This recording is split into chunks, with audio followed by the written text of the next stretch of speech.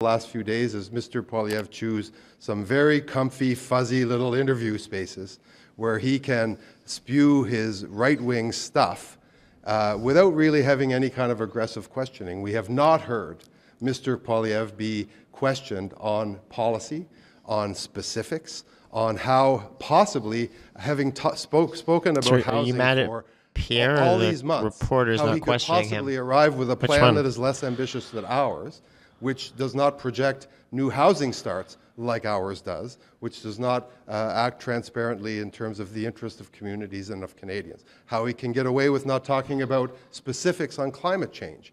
How he can talk about axing one of what is the world's most effective carbon limiting mechanisms, which is a price on pollution, and how he could emissions went up last year, withdrawing climate incentive checks from Canadians that Canadians benefit from. So all of that being said, we are not going to sit here and listen to Mr. Poilievre's reductive talk without it being responded to, and make sure that Canadians are drawn, that we draw their attention to not only what he's saying, but what he is not saying. And what he is not saying is anything about a specific plan to move Canada forward. What does it say about the fact that you're holding a press conference to respond to his year-end interviews? I mean, how far back on your heels are you that you feel the need to do that? We haven't seen the Conservatives respond to any of the Prime Ministers. What it says is that we're putting, we have confidently, that's a great question, in this House, put forward plans, specific plans,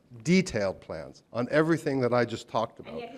But you don't meet those emission goals or anything, so. With these tropes and these slogans, and doesn't manage to get questioned at all aggressively about his specific plans to improve the lives of Canadians. What's your issue here? That he did some friendly interviews? Mr. I'm just confused as to why we're here and why we're listening and doing this. I'm confused too. The last 3 days giving these fuzzy, comfy little interviews in safe spaces for him. That's all very nice for him. Soit dit en passant, aucun en français à date. On va donner la chance au courant. Aucun en français.